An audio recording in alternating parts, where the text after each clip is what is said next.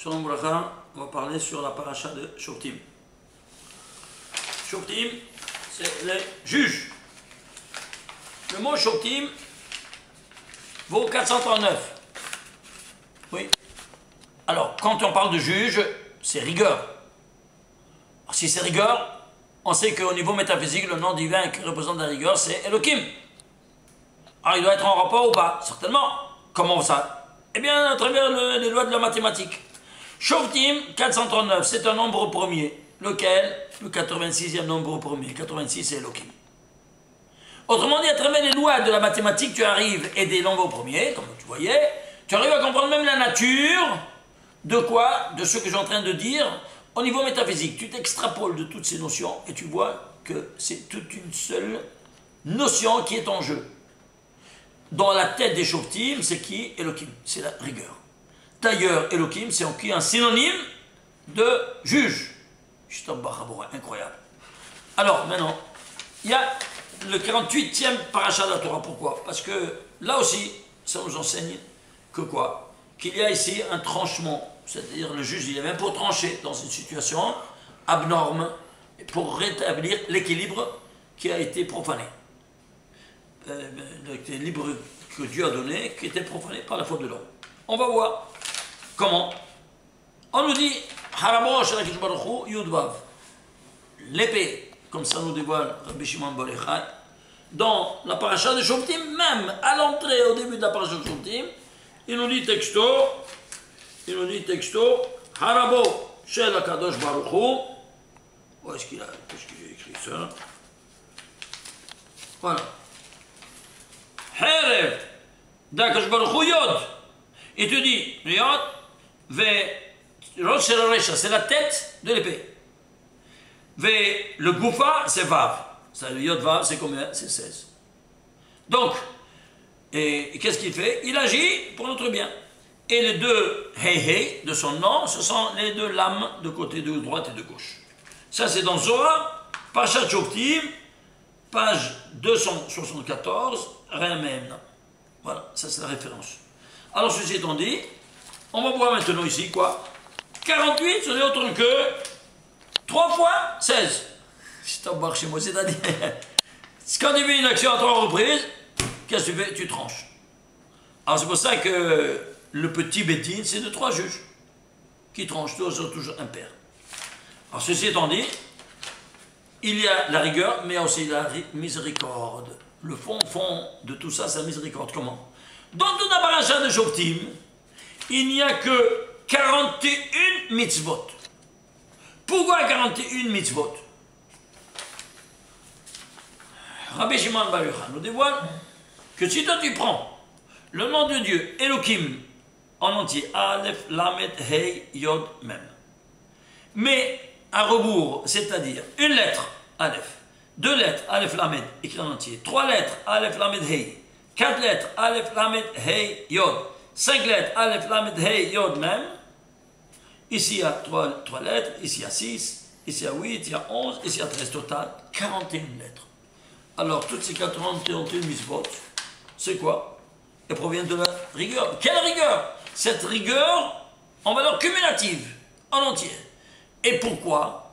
Nous dit Rabbi Shimon Bar Yochai au niveau maximal, au monde céleste en haut, eh bien dans le parcours le plus élevé, la rigueur n'existe pas. La rigueur, que c'est Elohim, elle existe dans cette formule-là, en 41 lettres, elle est entièrement de miséricorde, là où il n'y a rien de rigueur. Et alors, tu vois que toute cette paracha, elle est sous l'empreinte de la miséricorde. Et c'est pas pour rien que tu auras dans cette paracha 97 versets. Pourquoi 97 versets? C'est un nombre premier, lequel? 26e nombre premier, Ishtabach chez moi. Est-ce que tu vois de nouveau ici le nom de miséricorde qui est exprimé, caché par le nombre des versets qui structurent toute cette paracha qui est sous l'empreinte de la soi-disant rigueur. C'est-à-dire que s'il y a une rigueur qui s'abat sur toi, sache que c'est pour ton bien. Si tu payes ici, tu payes pas là-bas. Un qui a été condamné à mort. Eh bien, la mort, elle purifie son péché, il rentre là-haut, il rentre au Gan Eden. après son exécution. C'est pas bien pour lui.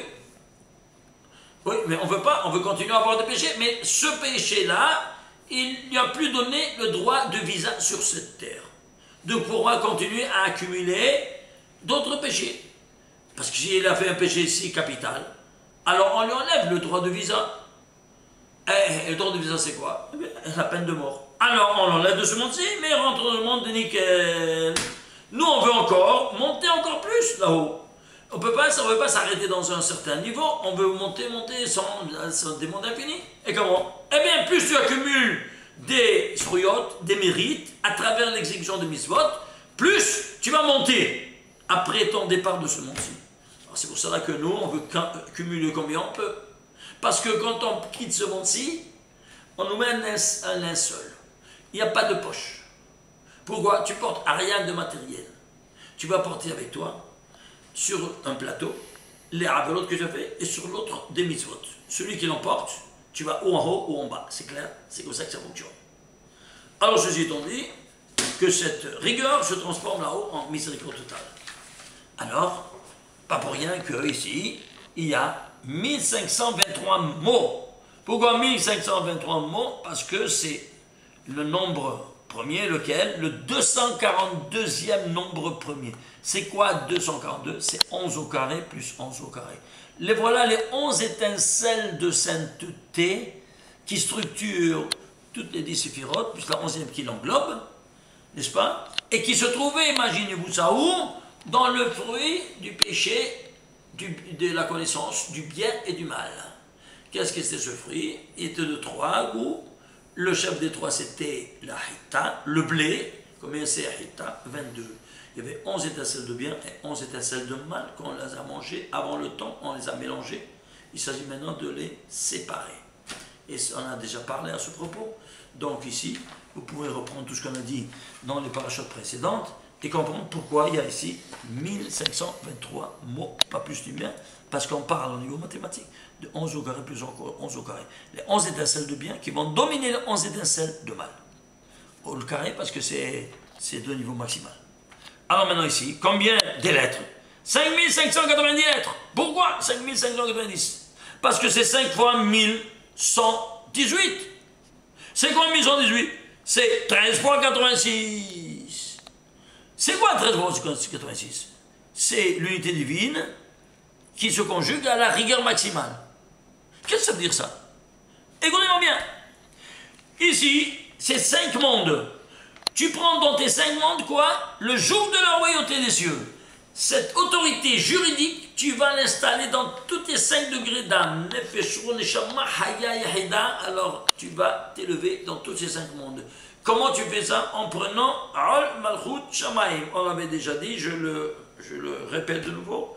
Comment tu sois Al Malchut Shamaim en disant Shema Israël Hashem Elokeinu Hashem Echad. Si vous faites la gematria de ces 6 mots, ça fait 1118. Alors, tu prends le joug de l'autorité des cieux qui gouverne dans les 5 mondes. Et c'est pour cela que ces 6 mots ne sont autre que l'expression, au niveau verbal, de la définition la plus élevée et la plus rigoureuse du monothéisme. Mono, c'est un c'est Ehad. La plus rigoureuse, quand on parle de rigueur, on parle de Elohim. Alors tu vois ici ces deux notions qu'on vient de dire. La définition la plus rigoureuse, 86 c'est Elohim, c'est rigueur. Du monothéisme de 13. Ça fait 13 par 86, ça te fait 1118, c'est Shema, Israël, Hashem, Elohim, Hashem, Echad. Et ici, dans nos 5 mondes. On avance. Quelle ligne elle commence? Combien de lignes il y a dans toute la paracha de Shoftim? 193 lignes. Pourquoi? C'est un nombre premier, lequel 45, c'est Adam, la gematria de Adam. C'est-à-dire que lui, il est trop structuré sur cette formule de quoi? De rigueur qui doit adopter pour étudier et appliquer tout ce qu'il étudie dans la Torah. Tout ce que le Créateur veut, il faut l'appliquer avec une rigueur écrasante. Sans cela, chez Mishmor. Vous savez que si on perd 1 millimètre dans une mesure, hein, au bout d'un certain temps, ce millimètre, il sort, au bout de la circonférence, qu'est-ce que tu as? Après, plus tu t'éloignes du chemin, plus tu vois la différence qui t'écarte du chemin que tu devais prendre sans ce millimètre. Alors, ici, nous avons ici le début et la fin. Début, fin, ici, chacun il a son numéro, mais je ne peux pas dire tout, malheureusement. Prenons par exemple celui où il termine, c'est le sceau, la signature, à la 9524e ligne de la Torah. Pourquoi? Parce que c'est 4 fois 2381. C'est quoi 2381? C'est un nombre premier, lequel? 354e nombre premier. Pour qui n'a pas étudié le Zohar, il pourrait comprendre. Qu'est-ce que c'est 354? Eh bien, ce n'est autre que, imaginez-vous ça, les finales des 5 versets premiers de la Torah qui ont créé la lumière. Bereshit bara Elokim et haaretz, ça forme le mot, ce nom divin, vous voyez ça? Voilà, ça c'est dans les finales. Bereshit bara Elokim et haaretz, c'est ça dit. Et le deuxième verset termine par même. Le troisième verset, oh. Le quatrième, le cinquième, had. Vous voyez, les finales. C'est la signature de quoi? Des 5 versets qui ont appelé en cause la lumière. Alors ce nom est un nom divin de lumière qui te protège n'importe où tu vas dans tes cheminements. Si toi tu as cette kavana de penser à ça, eh bien tu es protégé dans tous tes cheminements. Et ce nom, il est 354. Eh bien, dans 50, c'est 6 fois 59. C'est quoi 59? Eh bien, c'est simple. On parle de miséricorde divine. C'est le 26e nombre premier. Et la miséricorde divine s'exprime en 13 attributs de miséricorde divine. Qui sont jusqu'à Benaké. Combien de lettres? 59 lettres. Dans les 6 jours, 59 lettres. Tous les 6 jours, tu seras illuminé dans tous tes cheminements. Par quoi? Par ce très saint nom divin. Dans tous les 6 jours. Les 41 on a vu, les 48 on a vu. Maintenant, on avance. Parashat Shoftim. Qu'est-ce qu'on a? Prenons le premier verset. Tu vas donner des juges. Pourquoi dans tes portes? Le tribunal doit être au centre de la ville, mais pas en périphérie, à l'entrée. Oui, non. Quel ça veut dire ça? Alors, nos chachamim du Moussa, ils ont dit, c'est simple. Toi, tu as un corps, très bien. Et toi, tu as des portes d'entrée dans ton corps. Oui, c'est les orifices. Alors, attention, tu vas être un juge devant tous les orifices de la tête. Ici, les yeux. Attention, tu dois savoir que tu as des juges. Attention de ne pas voir des visions malsaines, des visions impures. Ça rend impure ton âme. Et alors tu ne pourras plus voir les grands secrets de la Torah. Tu vois une impureté dans WhatsApp, dans un chamishmor, toute cette saleté-là de films porno, chamishmor, tu t'es brûlé les yeux. À quoi la chose ressemble? Regarde le soleil. Tu le vois à peine un éclat de seconde et tu ne vois plus rien. Si tu fais 2 secondes, une seconde de plus, aveugle pour la vie. Ouais, voilà la même chose ici. Alors qu'est-ce qu'on fait? Comment on va faire? Eh bien justement, vient le Zohar et nous dit, mets des juges devant tes yeux. Et ces juges vont dire, est-ce que c'est permis? C'est permis. Qui t'a permis de voir ces choses-là? La même chose. Pour la bouche, c'est notre orifice. Pour les oreilles, dans la bouche, tu dois faire attention de ne pas faire la shonara. Les oreilles, mets des juges, attention d'entendre seulement les choses qui sont permises, et pas la shonara, et ainsi de suite. Vous comprenez? Alors c'est des juges, dans chacune de tes orifices. Ça veut dire, pourquoi il te dit au singulier? Il aurait dit, il aurait dû dire, hein, des juges, tout ça, dans toutes ces... Non, il dit, à chacun de nous, dans ses orifices. Alors, maintenant, ça c'est au niveau étroit. Et au niveau plus large, maintenant, tu vas mettre ces juges-là. Alors maintenant, combien des mots? 16 mots. Combien des lettres? 4 fois 16 lettres. Est-ce que vous voyez maintenant de nouveau l'épée du Créateur d'où elle se trouve? Pourquoi ici 1 fois 16, ici 4 fois 16? Parce qu'il y a 5 mondes. on étudie 4 mondes qui sont à notre portée. Donc, tout comme les lettres, c'est quelque chose de micro, petit. Alors c'est à notre portée, une petite tête. Le mot, c'est plus grand que les lettres. Eh bien, le mot correspond au 5e monde, Adam Kadmon, qu'on n'étudie pas.